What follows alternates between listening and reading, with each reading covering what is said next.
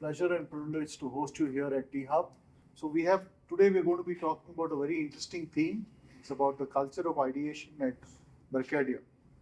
And I have with me three leaders from Berkadia. To my immediate right is Randy Jenson, the president of Berkadia. We have Andrei Chursov, who's the senior vice president at Berkadia. And then to my extreme right is Bryce Nyberg, who's the director of corporate development, Berkadia. So let me kick it off, Randy, with Berkadia is like everything associated with Berkshire Hathaway, very low profile. Yeah. Right? So maybe we can start with you giving us a quick overview of yourself. Sure. And a little bit about Berkadia. Sure. And what Berkadia is doing in India. No, happy to do it. My background, I actually came from the private equity business. Berkadia's name, Berk, comes from Berkshire. Adia came from a company called Lucadia, and I started my career after business school at Lucadia. And we invested a lot in distressed companies and other things like that. And in 2009, in the great financial crisis, we found an entity called Capmark that had some very interesting assets, and we bought into that. And that was the initial formation of Berkadia. We service about $400 billion of commercial loans. We originate about $60 billion of transactions a year in commercial real estate, both sales and financing. So that's a little bit about who we are and what we do. Capmark had a presence in Hyderabad for a long time when we bought the company, and we've steadily grown it since. I think when we acquired it, it had about 400 people, and now we're up to almost 1,200 people. Okay, thank you. Yeah. Okay, so Andrei, a quick intro. Yep. What of your background? Yeah, so I'm Andrei Chursov, and I joined Berkadia about 2 years ago, and I lead transformation work jointly with my co-workers, esteemed co-workers, I might say, here in India. Kalita, who is here with us as well, T-Hub and others. And so we will focus on transformation. And transformation at Berkadia, unlike many other places that immediately jump to digital transformation, our transformation is in many ways about mindsets and about how we work and how we work as people together. And in particular, some of the examples of what we're transforming is our planning processes, how we think about the future, how we measure our success as an organization, how we work in some of our most profitable and largest volume channels of execution that Randy mentioned, as far as both sales and mortgage originations. And so those are some of the examples, but I look forward to exploring that with you, Sarah, in the next 30 minutes. Thank you. Bryce? Yeah. Bryce Nyberg. I've been with Berkadia for a little over 6 years now.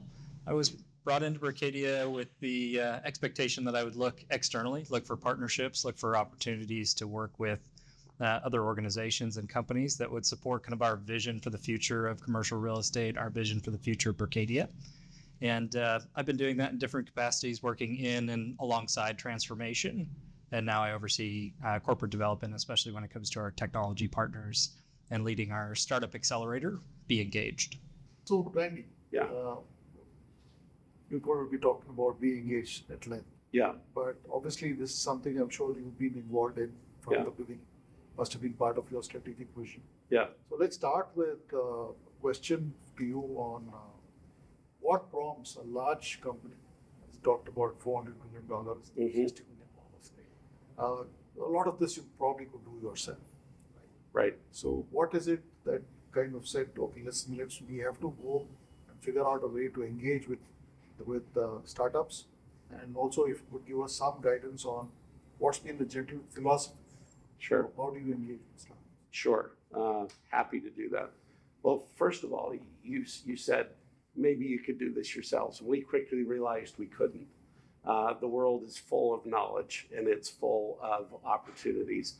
And for us to be successful, and we're coming from an industry that I think has been rather slow to adopt a lot of the technology innovations over the last several years. We believe we're at a transition point where that is going to change rapidly. And for us to be successful in navigating those transitions, we felt like it was incredibly important for us to get involved in the landscape, see what's out there. We want to be able to take advantage of that to help us better serve our customers and also to help foster additional innovation in these startup companies to help us better serve our customers. So it's really for us, it's a strategic imperative.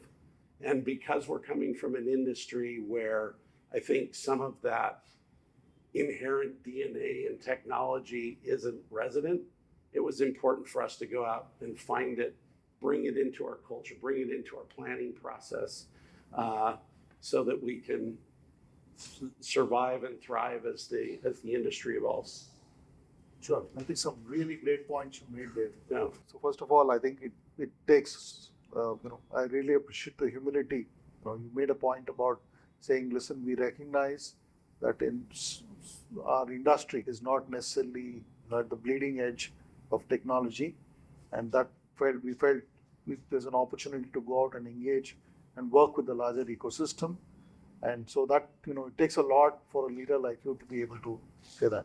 Yeah, it's an imperative. You talked about being a very strategic imperative, right? About how to go through transformation. Yeah. Right. So there was another question I had asked you, Yeah. right? From a overall philosophy standpoint, right? What, let's say if I were to ask you, what are the 3 parameters you think about when you engage with startups, or the 3 vectors along which you try to align how you engage with startups? Sure. I mean, first of all, the first parameter has to be around the value proposition in terms of how we can engage with our customers and help them achieve their goals and objectives. We are primarily an intermediary. We are a service provider to developers and investors in real estate. And so the first really is the end user customer value proposition. That's first and foremost. Then we look inside to our own process, right? How can we be more efficient at what we do? And thirdly, how can we increase the knowledge base, within the industry in general? We will benefit, we believe, for the type of company we are, if we're at the leading edge of being able to advise our customers.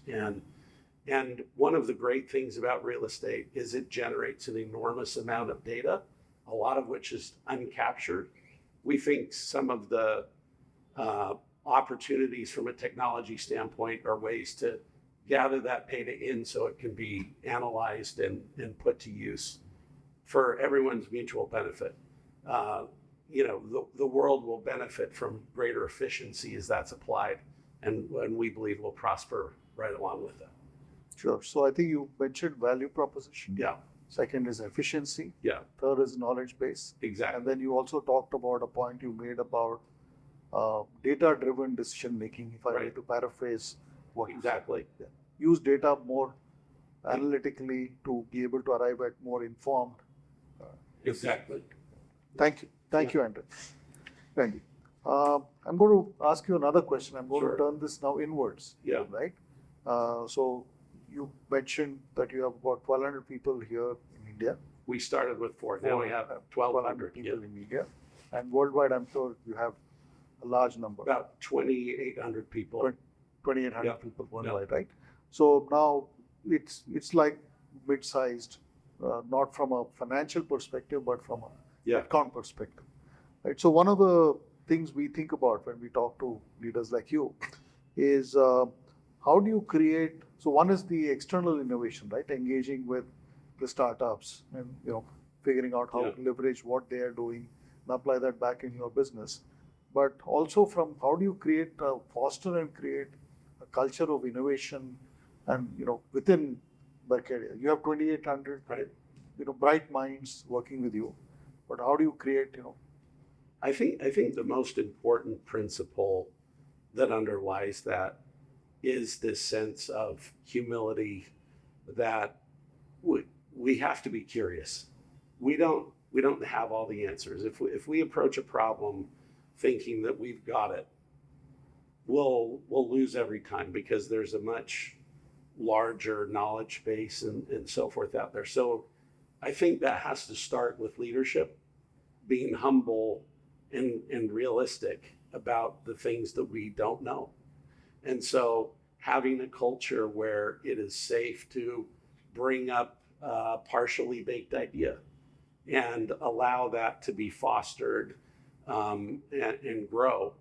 We need to create an environment where that's a viable, opportunity. And I think that's absolutely foundational. So we've been going through a bit of a transformation. The business has been around, for several decades, but there really is a change in culture and mindset that we're in the midst of creating that environment where ideas can foster and grow.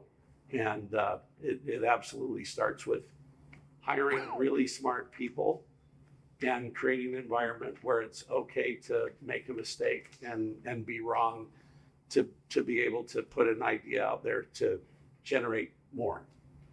Okay. No, I think you made some really fascinating points there. I think the first point is you talked about humility, and that kind of linked back to the answer to the first question I asked you. Second is you said it's okay to fail. Yeah. Right. Third, I could sense you were trying to say that we're not judgmental. Right. We allow people to come up and express ideas, and we try and see how we can. I think lots of leadership lessons for many from what you said. Yeah. Thank you, Ryan. Thank you. Yeah. Okay. Andrei, I'm going to get into a question on building on what I asked Andy here. That sounds good. Which is, are there, you've been running this now for 2 years. So are there any specific learnings or insights which you can share with us? Well, I actually would build a little bit on Randy's point around how we think about this and this, how it's in our DNA. And in Berkadia, we have two values that are foundational to the company. We stand for excellence and we innovate. And so I think those are the two of the drivers of our engine, if you will, in terms of how we think about transformation. And this is definitely a cultural transformation where our learnings are about how we work with leadership teams, how we work with teams at large. I would maybe cluster them into three groups for the purpose of this discussion. Is to say, one is that we actually need to engage leaders, and leaders, by virtue of being a part of this process, part of the transformation, create a safe space, a psychologically safe space for their teams to operate and work in a way that actually explains what we're trying to achieve across the tiers of their teams. In other words, it's not just about the person who runs the whole organization, but it's about people within the organization understanding where we're headed. So the first lesson is really, it's about creating the space. It's creating leaders that actually believe in the vision of transformation and can motivate their teams. The second lesson I would say is around having a more holistic approach. So in other words, it's not about just one team changing. It's about a multitude of teams across value stream, across the value chain, changing together. And we just had example in one of our execution channels, literally 10 days ago, Randy and I were in a planning session where three leaders about a year ago were going in slightly different directions. Now, a year later, they're a lot more cohesive, and we're seeing that in both their financial results, as well as, frankly, how much more pleasure they derive from working together. And the third lesson, I think, is also about transformation being close to the business results. And that's why, I mentioned the planning process from the beginning, because we do believe that, setting the right targets, setting targets that are stretch, that are motivational is an important foundation for this process. But then building on that process, explaining how our cultural transformative efforts, how our various initiatives work towards achieving those goals. In other words, they don't hang in the ether, they hang towards a specific business objective and outcome. And that's kind of our foundation and the driving rallying cry, if you will, for the transformation. Sure. So I think, again, three great points. Thank you, Andrei. Bryce, I'm going to come to you, right? And you've been kind of the backbone of the Be Engage program, right? In terms of the execution and so on, right? So first of all, let's go back to the beginning, right? First of all, what was the genesis of the idea? Talk us through the initial, I'm sure you would have had to position it, get, for example, Randy's buy-in and funding to execute. Walk us through that. Yeah. Fundamentally, I think Be Engaged was an extension of some of the efforts we were already undertaking at Berkadia. We were working with early stage entrepreneurs, talking to them, trying to figure out if they had something that we could use in our business and that we could promote with our network of clients and partners. We hadn't put the full structure around that and said, this is what this should look like. This is how we'll work with entrepreneurs on an ongoing basis.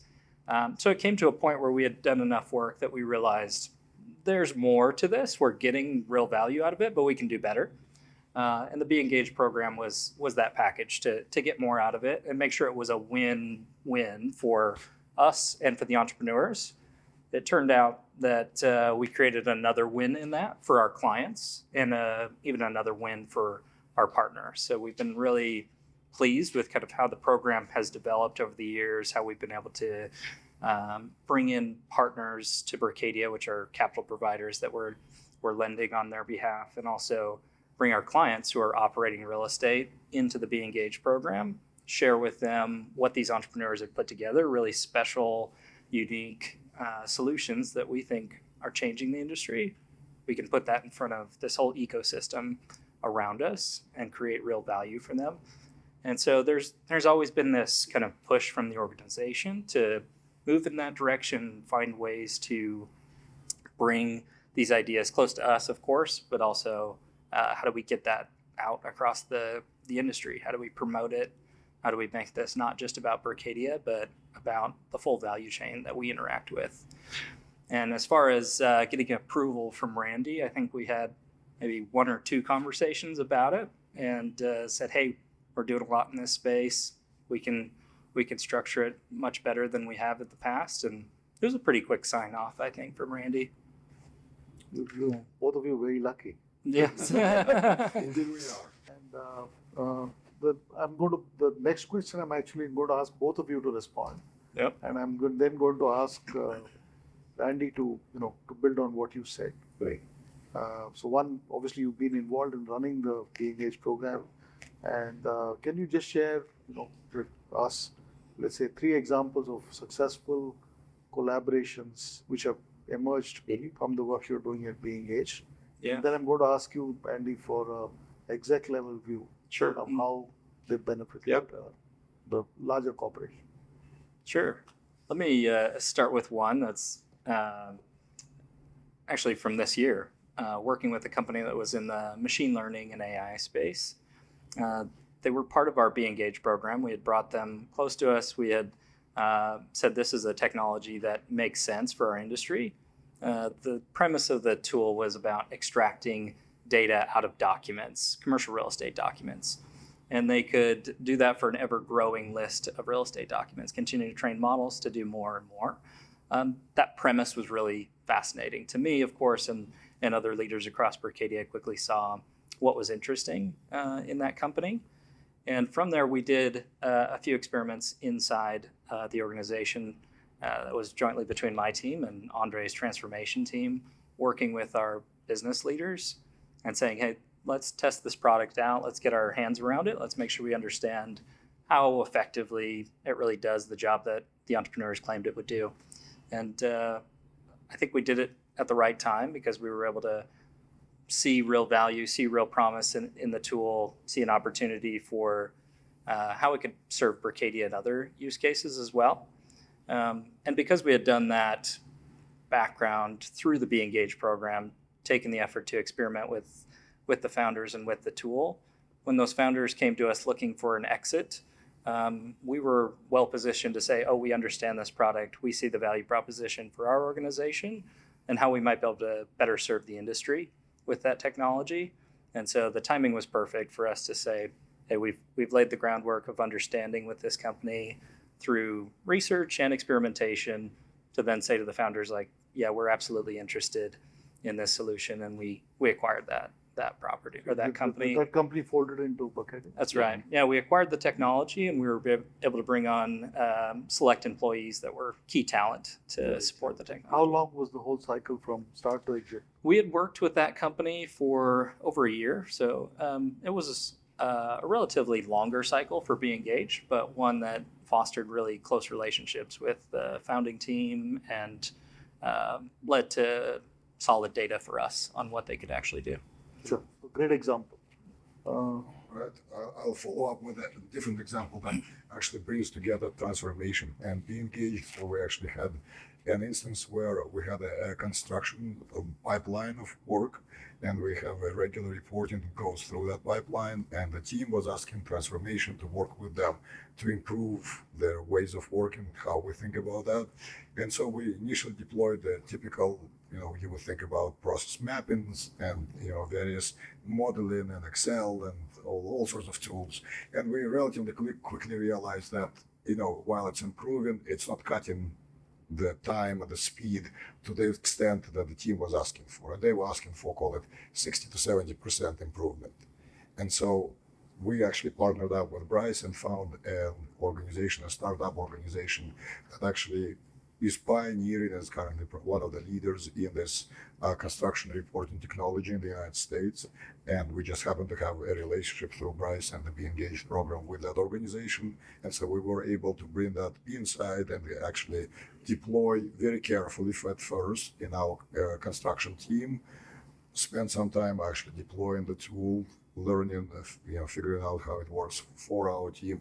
And by now we are hitting those marks of about 60, 70% enhancements. And we are frankly poised for substantial growth in what we're doing in this space. Thank you. Two great examples. So your 30,000 feet view on. No, I mean, I think these are great examples of what can happen. And it wouldn't have happened without the Be Engaged program and being out and probing what's going on, in the broader technology space. I think for firms that are our size, we don't have unlimited R&D budgets.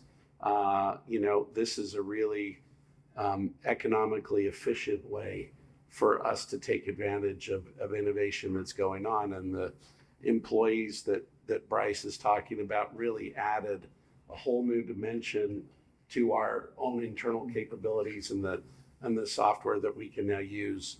And the software company Andrei's talking about, we may make an investment in that company as well as being right now, I think we're their largest customer and so forth. And we've been able to help them grow, and they're selling their software to some of our competitors, which actually we think is probably a really good thing in the long run.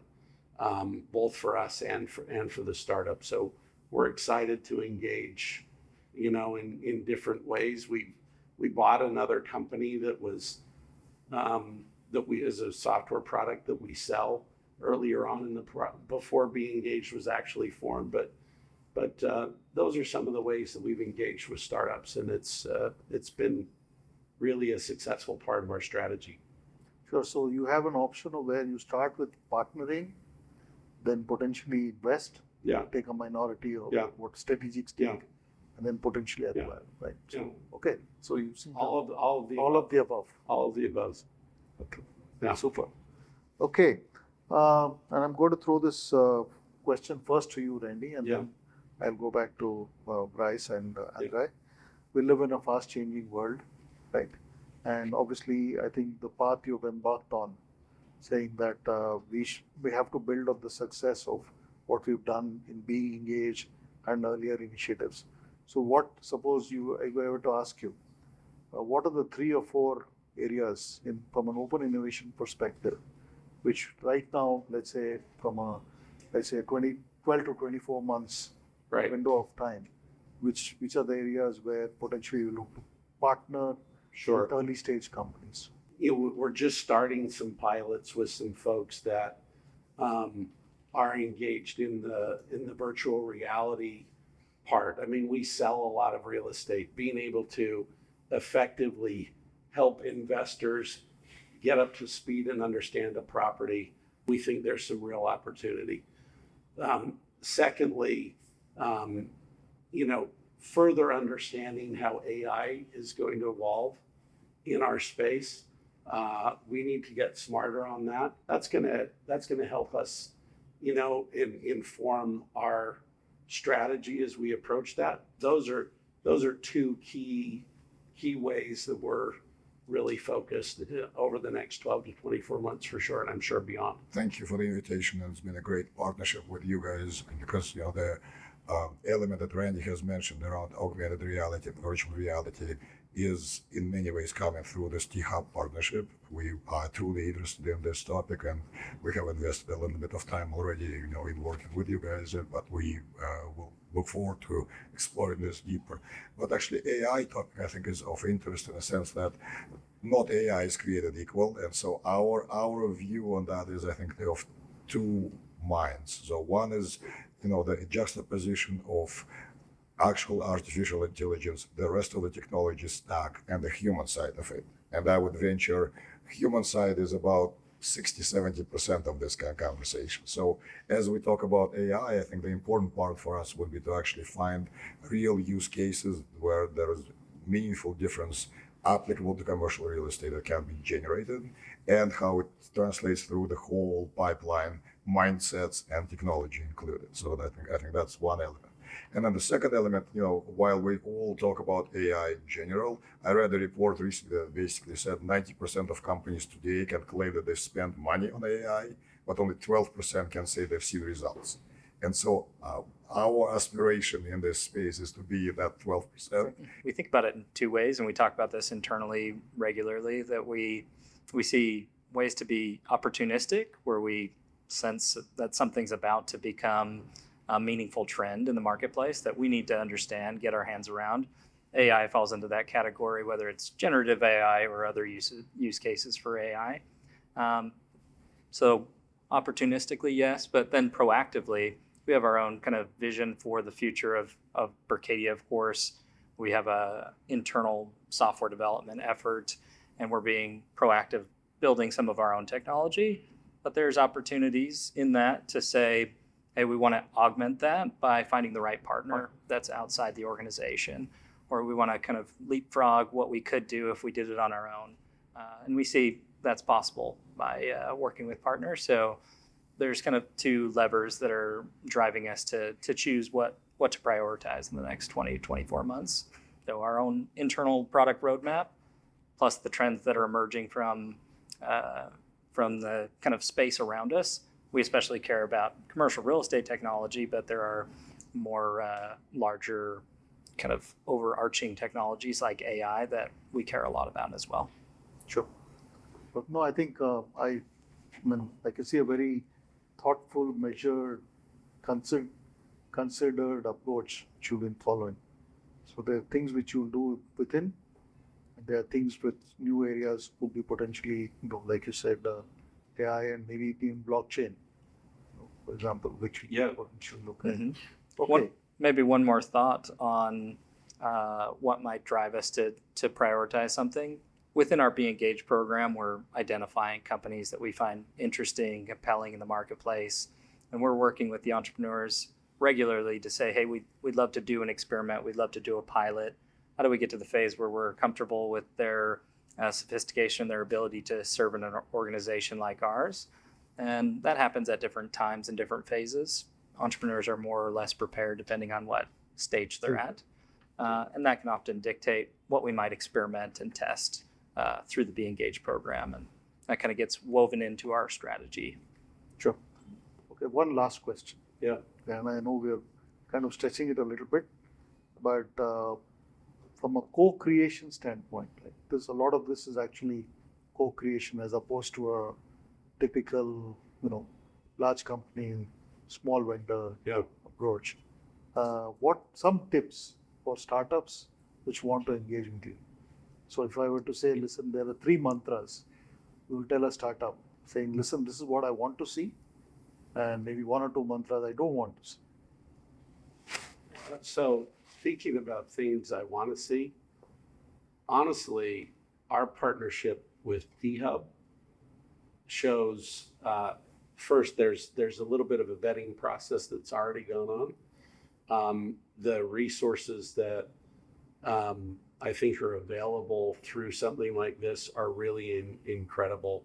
And, to me, this is a place I had to see it to believe it.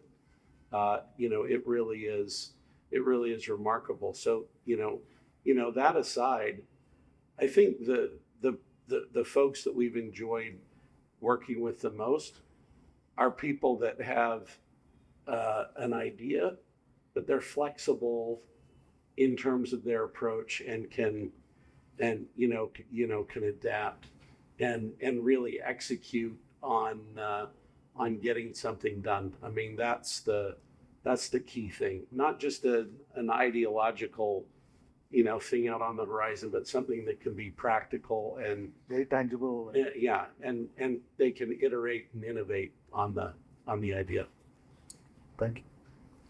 I would add a piece around the ability to move from a pilot to scale, and the companies that we have seen succeed and we have had success on our side working with, they can grow, and they have usually a plan from how to take it from an idea to an initial product, and then from pilot to scale. And this last part is proven to be very difficult for many, but having a plan, having an understanding of what it would take to move from an initial few to many instances and iterations, I would add that to the mantras of success. Yeah. Right. Yeah. On the practical level, when we meet with an entrepreneur, maybe for the first time, being very clear about what you're offering is number one. Sad that I have to tell entrepreneurs all the time, I sat with you for 20 minutes and I'm still not sure what you're offering Berkadia or what you're selling. So having a very clear value proposition up front helps a ton. And then being very clear and honest about what you can do today and what you intend to do in the future, and not kind of blurring those lines too much. Because we obviously have a tolerance for working with early stage companies. We've built that into our Be Engage program at Berkadia. I think entrepreneurs get into the trap of feeling the need or feeling the temptation to kind of oversell what they have versus what they envision they will have. So that's really important. If I could actually build on Bryce's point, and the mantra of what not to do is on this last point: don't sell fluff. If you're trying to come in with a hot air balloon, we will relatively quickly see through that air balloon. And if we don't see immediately through the pilot and through testing, through discussions, it will become apparent. So if you don't have a fully baked idea, or you're deliberately baking an idea that is not holding water, that will be very quickly apparent. Last words. Thank you for your partnership very, very much. And we're excited about this journey in the way, a stodgy old industry like commercial real estate in the United States is changing, and we're excited to be a part of it. Thank you. Thank you. Thank you very much, Randy. Thank you. Thank you again. And thank you, Bryce. Thank you, Andrei. Been a real pleasure. And we could go on, Yep. but thank you again for all the time, and thank you for taking the time to be here with us for a couple of hours. Thank you. Thank you.